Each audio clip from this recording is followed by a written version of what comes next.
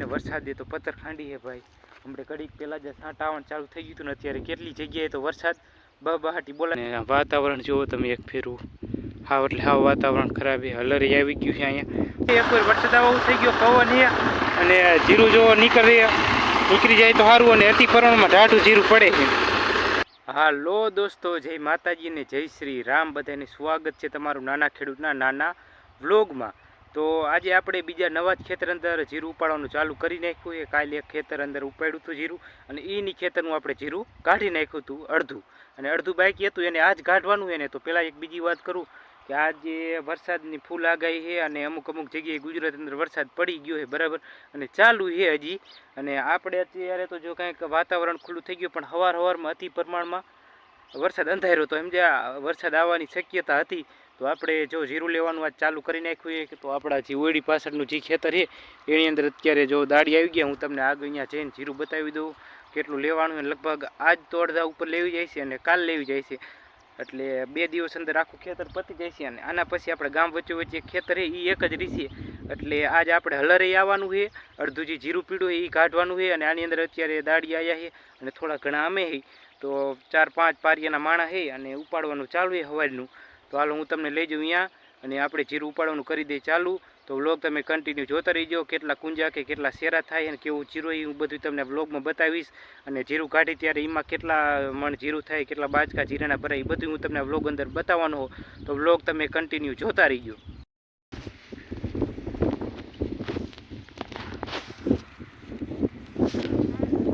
આપણે અત્યારે જો આ ખેતર અંદર આપણે જીરું ઉપાડવાનું ચાલુ હતું, અને જો આ ધાબુ રહ્યું એની પાછળ હતું આપણું ખેતર. જોવા એટલામાં કાર્ય આવ્યું હતું એ મેં આગળ તમને વિડીયો બનાવ્યા હતા, અને જો આપણે કુંજાઈ કરી નાખ્યા મેં આગળ તમને વિડીયો મૂકી દીધો બરાબર. તો અત્યારે ટોટલ 70 કુંજવા થયા છે ને વરસાદે તો પથ્થર ખાંડી છે ભાઈ.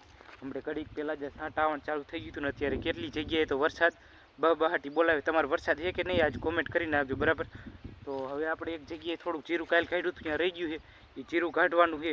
તો હાલો હવે અહીંયા ઉપડી હું તમને જીરું બતાવી દઉં, હલર ચાલુ કરી એ બતાવું, કેવું જીરું ઉતરે એ બતાવું, અને કેટલું બાકી છે એ બતાવું. અડધું છે એ તમને કહી દઉં અત્યારથી બરાબર. અને આ ખેતર અંદર અત્યારે હજી જીરું અડધા ઉપર તો બાકી રહી ગયું છે, પણ હવે 1-2 દી વરસાદ ન આવે તો આ ખેતરનું કામ પતી જાય, નકર પછી હળવાઈ જઈશું આપણે. જીરું હાવ બગડી જવાનું આપણું, આવું બધું છે. બ્લોગ કન્ટિન્યુ જોતા રહીજો. પવન થોડુંક વધારે તો આપણે જો જીરું ભેગું કરવાનું કરી નાખ્યું ચાલુ. અહીં અડધું તો કરી નાખ્યું, થોડુંક જ રહ્યું. અને વાતાવરણ જુઓ તમે એક ફેરું, હાવ એટલે હાવ વાતાવરણ ખરાબ છે. હલરી આવી ગયું છે અહીંયા. અને કાલે આપણે જે જીરું કાઢ્યું એ જો અહીંયા પણ કાઢવા તમને દેખાતું હોય છે, ડાંખરાનો ઢગલો અહીંયા પણ બરાબર. અને અહીંયા પણ હવે ઢગલો કરી દીધો છે, અને જીરું ભેગું કરવાનું ચાલુ છે. પણ વરસાદ જો ક્યાં કે વરસાદ મને ખબર નહીં, પણ વરસાદ એ ફાઇનલ એમ કે જો ભેગું થાય જીરું. તો હાલો કાંઈ કે ભેગું કરવા માંડી પછી કરી હલર ચાલુ.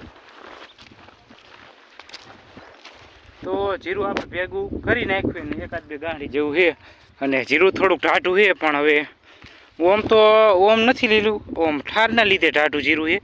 અને હમણાં 2-3 દિન તો ઠાર નહોતો આવતો, ને હવે 2 દિન ઠાર આવવા રહ્યો છે. ઠાર આવ્યો તો હવે વરસાદ ધબાધબી બોલાવે છે. તો શું કરી, કાંઈ વાંધો નહીં, હાલો કરી હમણાં ચાલુ હલર.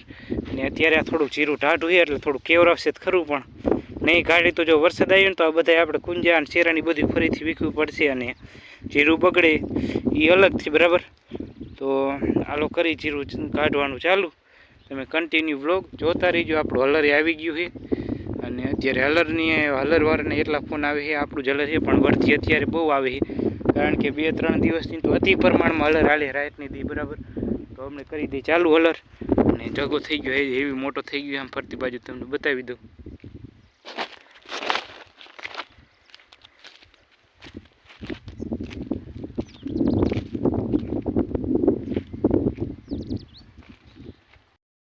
તો ફાઇનલ આપણે જીરું કાઢવાનું કરી નાખ્યું ચાલુ. એટલે કે જો નીકળવા જાય છે, અને એક વાર વરસાદ છે, વરસાદ આવું થઈ ગયો છે, એક વાર વરસાદ આવું થઈ ગયો, પવન છે, અને જીરું જો નીકળી જાય તો સારું, અને અતિ પ્રમાણમાં ઢાઢું જીરું પડે છે.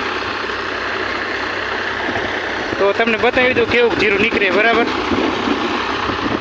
હવે નીકળવા ઉપર છે, ઘડીક વરસાદ ન આવે તો નીકળી જાય છે જીરું.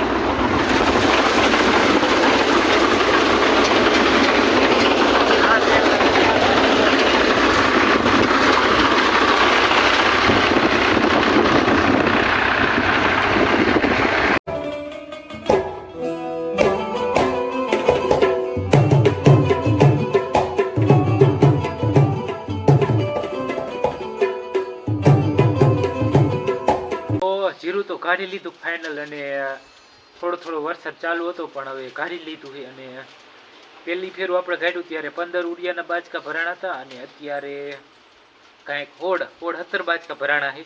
એટલે એટલું જીરું થયું, એને બધું આપણે પેક કરી નાખ્યું છે. અને હજી આપણે એક હવારે જીરું ઉપાડ્યું એ ખેતર, અને ગામ વચ્ચે એ 2 ખેતર છે. બાકી વરસાદ રહી જાય ને ન આવે તો સારું, આપણે ભાગ ન કરતો એ તો જીરું ગયું છે. કાંઈ જાજી નુકસાન તો નહીં થાય, રાતું પડી જાય ને એવું બધું થશે જીરું. અને જો કુંજવા રહ્યા એમાં તો એ ફૂંકાવાનું નામ જ નહીં લેજો, માથે વરસાદ પડી ગયો ને. આપણે હજી એટલો બધો આવ્યો નહીં, અમુક ફેરું થોડા છાંટા આવ્યા હતા. પણ હવે મોસ્ટ ઓફ બધા ખેતરમાં જીરા કાઢી લીધા છે, અને 1-2 ખેતર રહી ગયા છે. એ લગભગ 2 દિવસ વરસાદ ન આવે ને એટલું બધું વાતાવરણ સારું રહી ગયું, બગડે નહીં, સારું રહે તો સારું. પણ અત્યારે અતિ પ્રમાણમાં પવન છે બરાબર, એટલે થોડુંક કેવરાવશે, કારણ કે જીરાને ગુંજો વગેરે ઉડવાની શક્યતા રહે, પણ નહીં ઉડે, કારણ કે આપણે માથે ઓલા પાણા ઢેફા આવે ને માટીના એ મેકેલા છે, એટલે કાંઈ વાંધો નહીં. એટલે આજનો વ્લોગ આપણે અહીં પૂરો કરી. વ્લોગ કેવો લાગ્યો કોમેન્ટમાં જણાવી દીજો. ચેનલમાં નવા હોય તો ચેનલને સબસ્ક્રાઈબ કરવાનું ભૂલતા નહીં. બાકી બધાને જય શ્રી રામ, અને થોડો ઘણો સપોર્ટ કરતા રહીજો.